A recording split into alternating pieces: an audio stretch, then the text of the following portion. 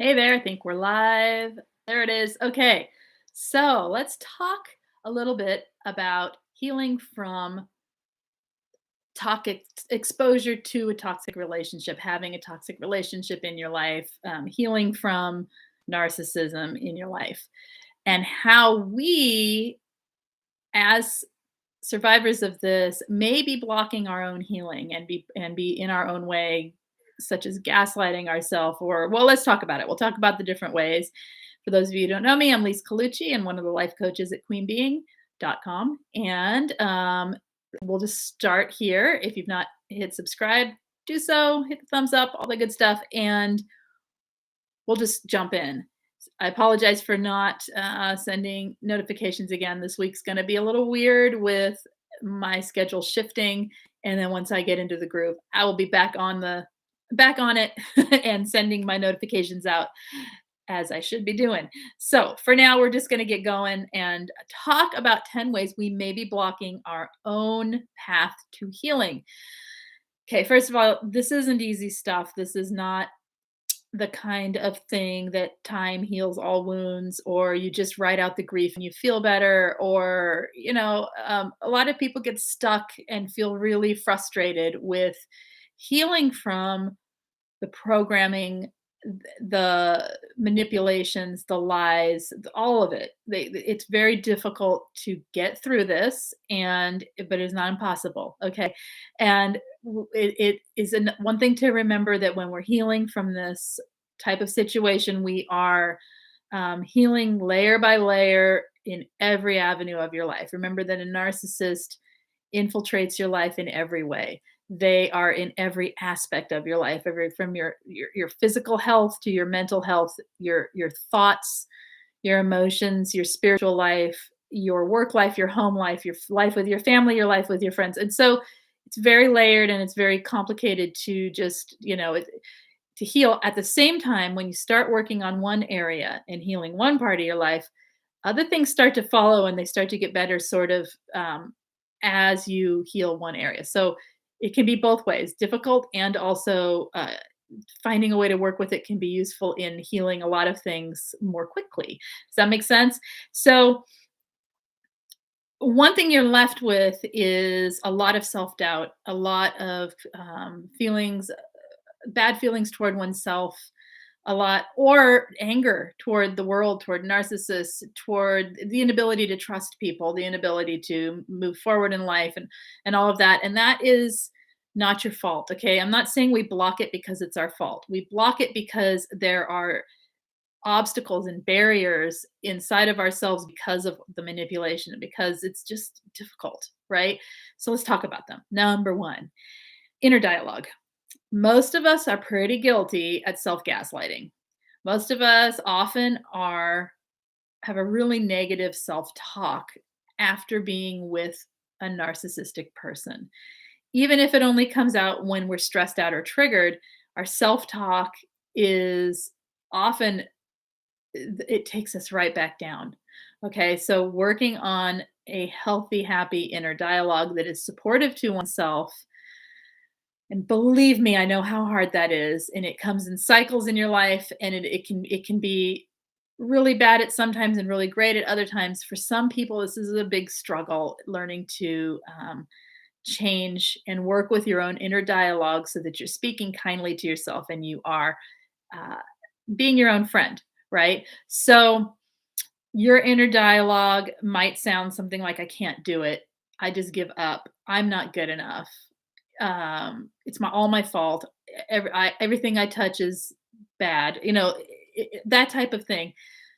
You can see just when I say it how it's not going to get you anywhere, right? But we get stuck in, take that off. Sorry, we get stuck in not being able to just automatically change that, and it is something that we have to actively work on to create a better and healthier inner dialogue. So what I think is finding the patterns that we do say to ourselves. There's usually like, I don't know, 3 to 5 main things that we say to ourselves when we are having these negative inner dialogues within our own head.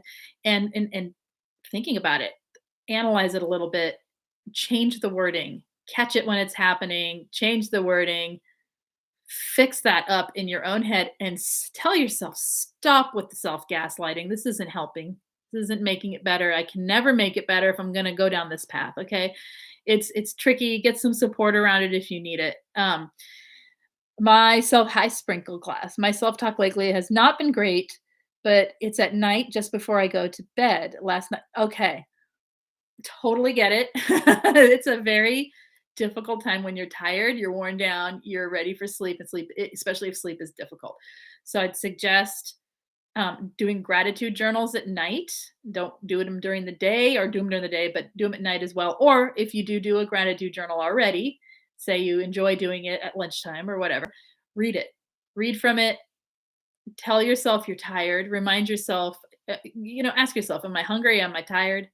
Am I, did something, is something triggering me? Ask yourself why you're talking to yourself this way. And maybe tell yourself this isn't the time to be having this conversation, right? Like if you had a friend you were talking to, maybe that wouldn't be the time to have a deep dark conversation. Maybe that's you're not in the right frame of mind at night. Does that make sense? Try some of that and see if it helps to shift it, because it really is often a pattern interrupt that's needed to jump like off that track onto a more neutral track. You don't have to be super positive. You could even just be like, no, I think before bed I'm going to count sheep, like literally, and sit there and like picture little sheep jumping over a fence for real, like changing to something completely neutral and boring that may be even more effective um, than the positive, right? Maybe it's too much. Anyway, okay, let's keep going. Number two thing that may be blocking you from your own healing is the overthinking or ruminating and the thoughts that loops and the assumptions we make about what other people are thinking of us. Okay, you might be saying, yeah, but how do I stop that? Or, well, of course I overthink and ruminate. I've had a lot of crap happen that has, made me this way. I'm anxious. You are anxious, you are activated. Well, I don't know what you are, but most likely you're anxious, you're activated in your nervous system is activated. You are healing from something that was traumatic. Yes. So the overthinking is number one, telling yourself, stop overthinking. Okay, there's that. Catching it when it happens. Realize that you cannot trust yourself when you're in an overthinking mode. The reason we don't trust after this, we don't trust ourselves, is because all of this is going on in us. All these things we're talking about. It would make sense not to trust yourself. We don't have our best interests in mind when we are overthinking and ruminating, right? So realize that that isn't the time to it isn't the time to be thinking when we're overthinking. We can't reason, we're overwhelmed.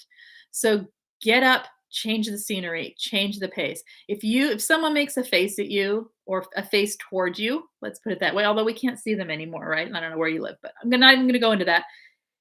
It's if someone has an expression on their face when they're talking to you, or if someone doesn't answer your text right away, or if someone talks to you with a tone, don't make an assumption that it has anything to do with you. Expect that it is entirely to do with them and it's theirs to deal with and it is not your responsibility. This is part of emotional intelligence in as you grow from what you've been through, you can learn to not take people so personally and stop with the assumptions that you know what other people are thinking. Often we're really perceptive and we kind of maybe we're right, but what is it helping us to make assumptions on why someone's doing something toward us?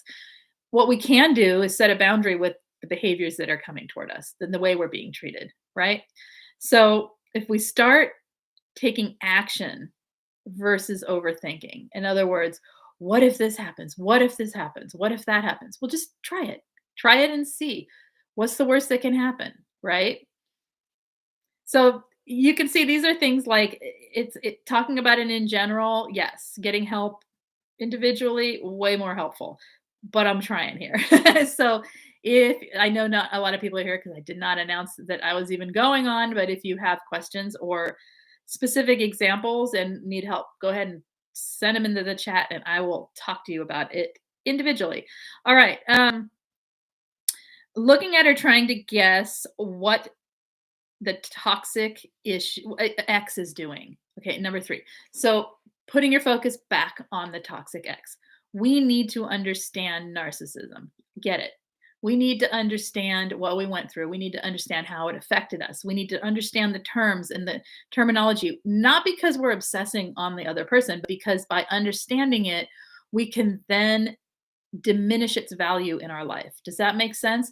If we keep looking back too long on what that ex is doing, what every detail of the relationship that you had with them and what they did and why they did it and how they act and who they were and what they did to me and that kind of, if we keep focusing back on them for too long, we're doing nothing more but reliving the past in the present moment, and it's not even going on anymore. We're holding on to it.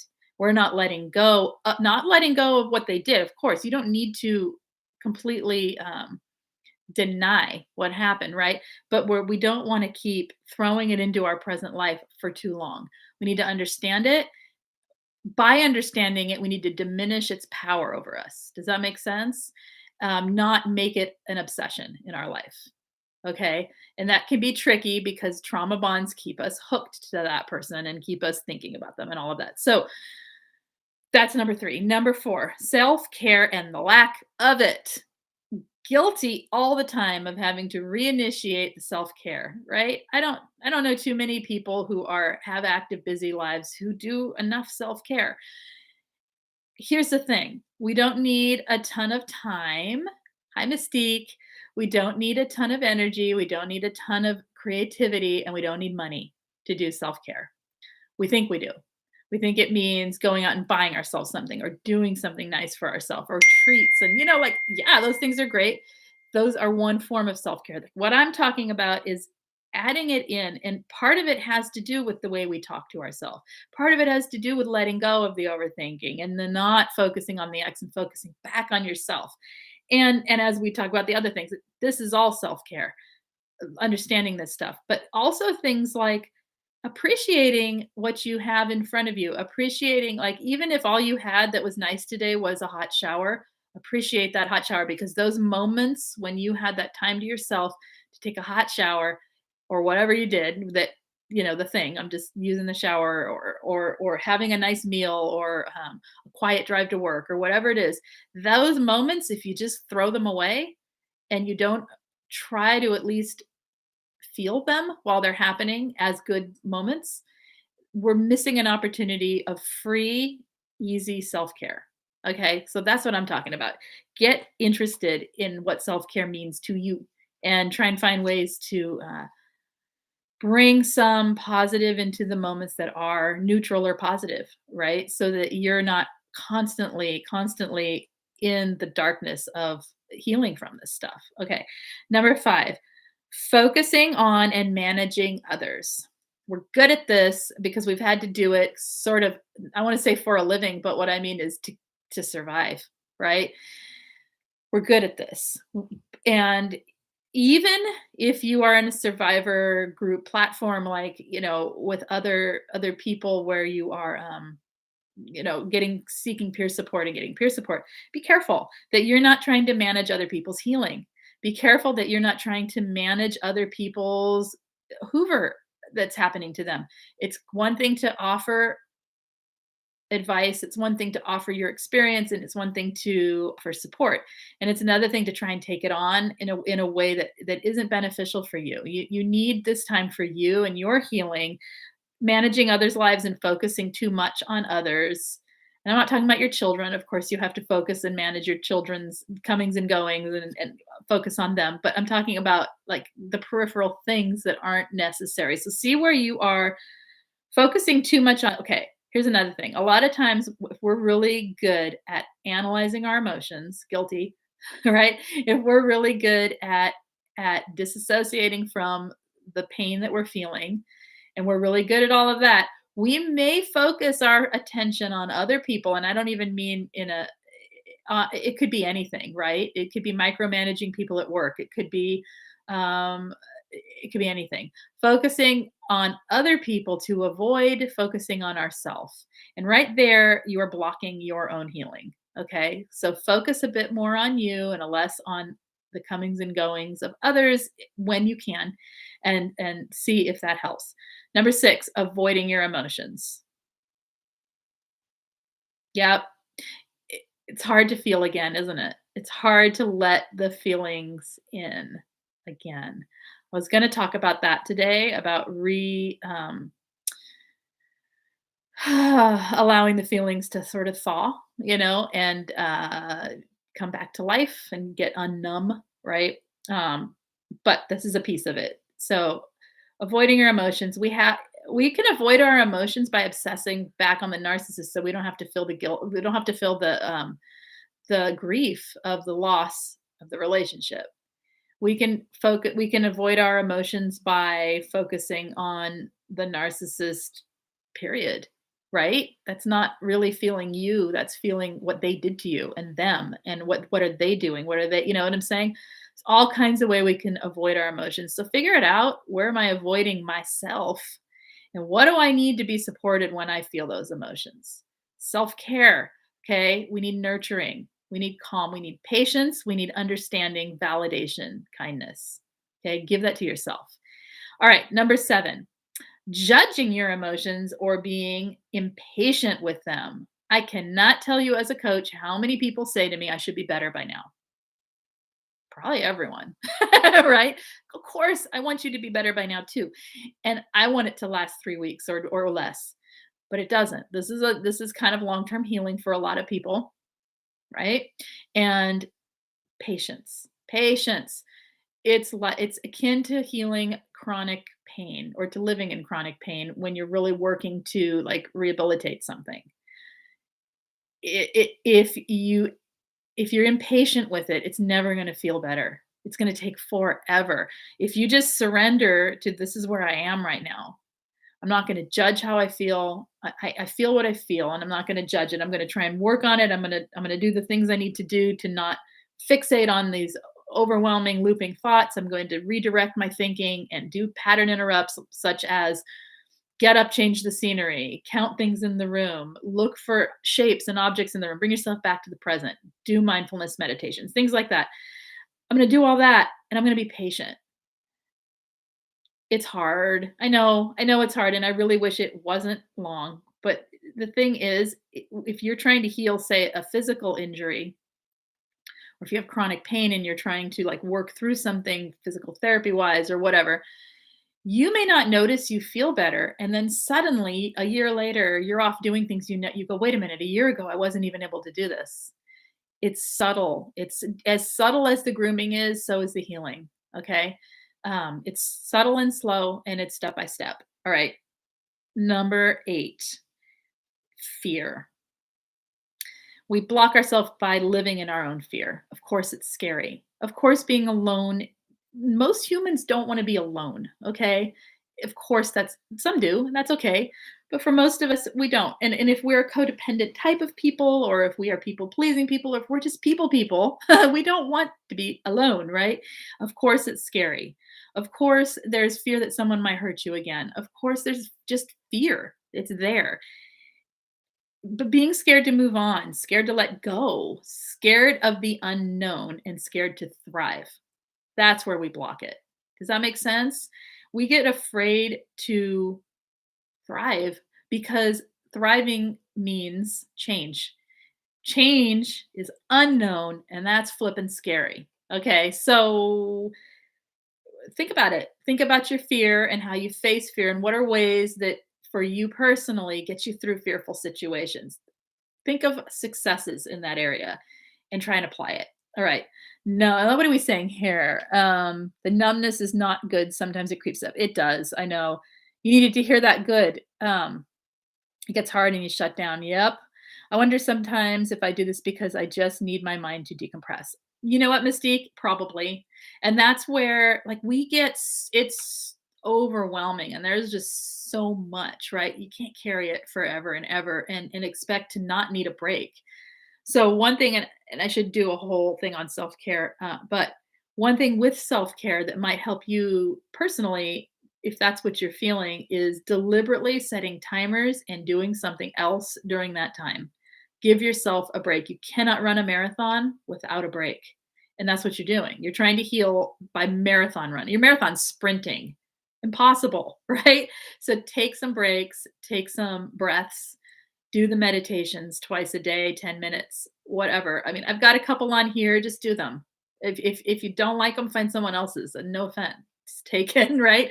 Um, they're really basic and really short.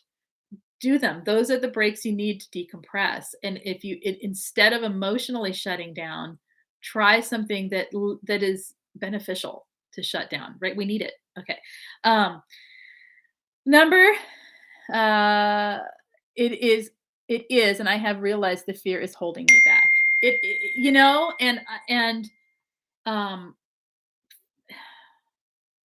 fear's challenging because it's a big emotion, and it's tied in. It usually goes deeper and deeper and deeper than you realize. And often the thing you're most afraid of is teeny tiny. When you get to it, you go, "That's it?" And you can just, but sometimes it's layered. We compound our fears to cover up the fact that we're afraid of what we were afraid of. Right? So it's buried underneath it all. You'll find the root of your fear, and sometimes you go, "Well, wait a minute, that's not even real anyway. That was planted there by a toxic parent, or that was planted there. I mean, I was taught that I can't succeed, so that's why I'm afraid to succeed." Well, that's silly. Like, who teaches someone that, right? Like, you just see what I'm saying? As you break it down, sometimes you can just get to the root of it, and it looks different when you have a different perspective. And hopefully, that different perspective helps you sort of loosen up the grips of fear on you. All right. Number 9, we have trouble accepting what is. We just do, and we block our healing when we hang on to beliefs. All right, that we see the truth of the narcissist and of ourself, but we can't accept it. Does that make sense? Really hard for people. They say, but my most common thing I hear when I talk to people is, I don't understand how someone can have no empathy. I don't get it. I literally don't get it. I can't accept that. I do. I mean, in my head, I do, but I can't accept it from where I feel. That's because you're trying to understand lack of empathy from empathy, but also empathy that's attached to emotions.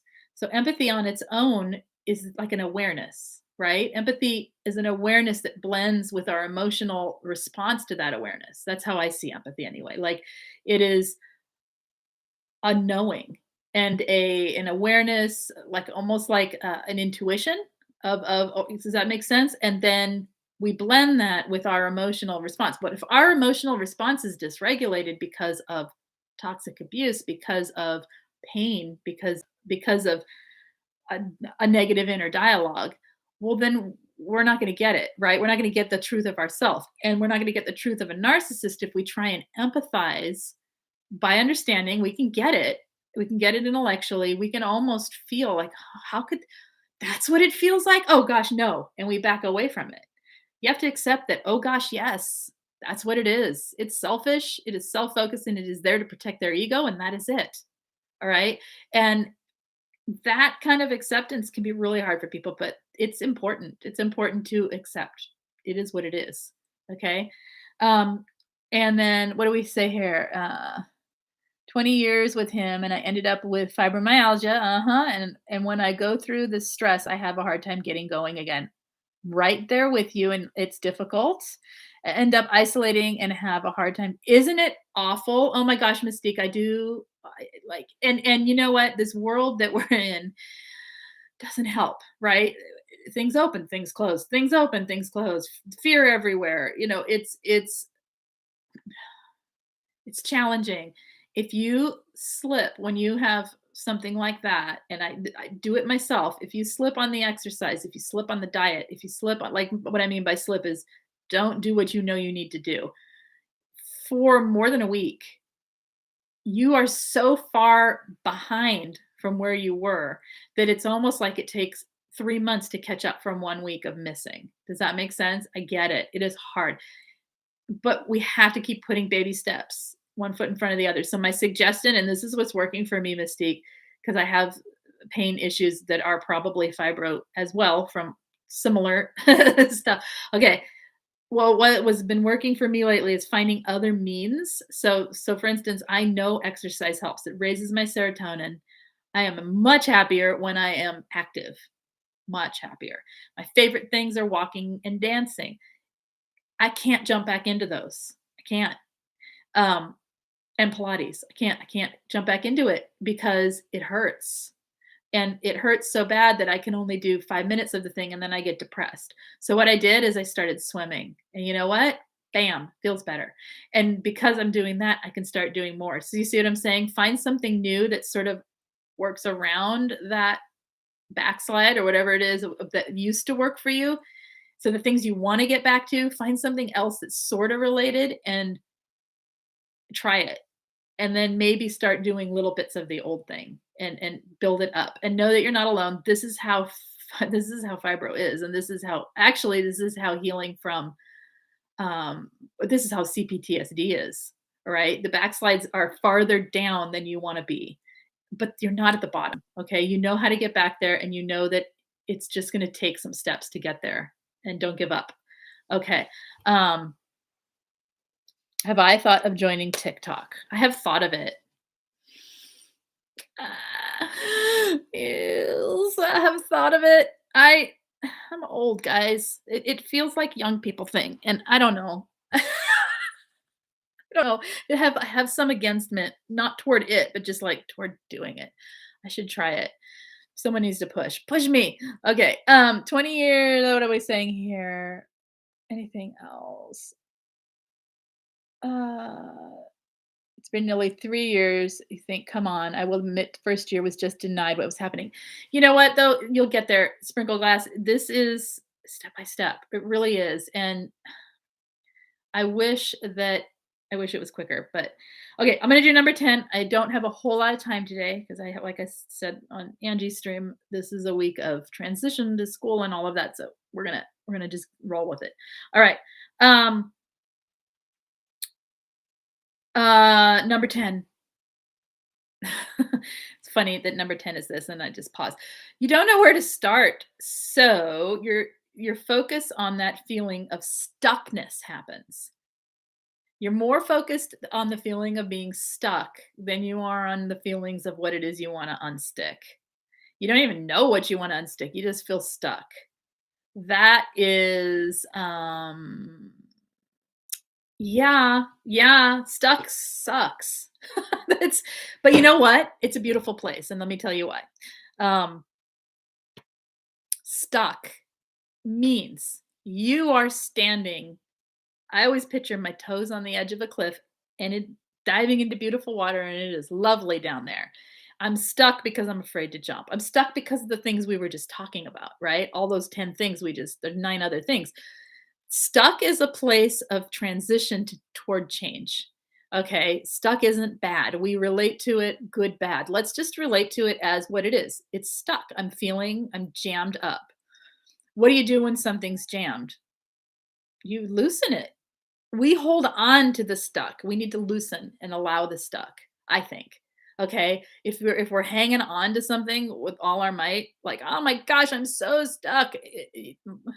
That's where your focus goes, that's where your energy goes, that's where life goes. So, relax it.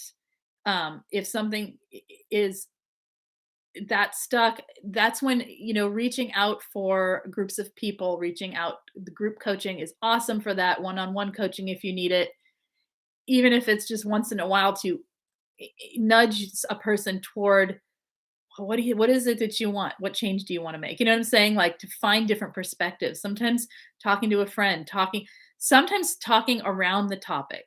Like say you're stuck and you're like, well, I need to find a new place to live. This place is depressing or whatever. But I'm stuck.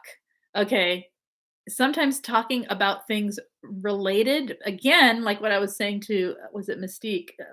Something related but not direct can help sort of give perspective on the topic that you're stuck on. Because when we're hyper focusing on something, it can become overwhelming. We get stuck, we get depressed, we get negative. Our negative self talk starts a downward spiral, right? So, yeah, that's what I got there, you guys. It's this is a process, and we're talking about it because I want to validate people in where they may be right now with their healing, and not this is not to say that this is your fault. This is how it is, and It is an active healing. This is not a passive healing from something that was actively done to you. We kind of need to actively undo it to ourself, right? And through those around us who are positive, through those around us who are supportive, through those around us who validate us, who give us feelings of good, reciprocal, caring affection, right? That could be a friend, that could be a clerk at a, I'm telling you, the clerks at the grocery store saved my life because they were always friendly, they were always nice, they knew my name, they still do. You know what I mean? It was normal. It was like a piece of normal in a world of chaos when I was trying to go through what I'm talking about here, right? So, um, find those little pieces. That's self-care too, right? Finding where you do have resources. So, okay, what are we saying here? And then I have to head out. Where are we? Okay. Um, Hi, Savannah. I saw you over on Angie's. You just subscribed. You've been binging the videos. Aha. I'm glad you enjoyed them. Yeah. Okay, good. Yes. That loyalty binds. Yeah. Okay. Uh-huh. See how they are? Arr. Okay. Um, where are we? Hi, Jack. Thank you for coming in. I'm sorry I did not. And to you who are modding this, thank you so much. I am very sporadic with coming in here, and I realize that. And I appreciate people just rolling with it, jumping in here and modding when they can. Thank you. You guys are awesome for helping and jumping in when you can on my spur of the moment with no notification thing going on. So I appreciate you guys. Ooh, okay.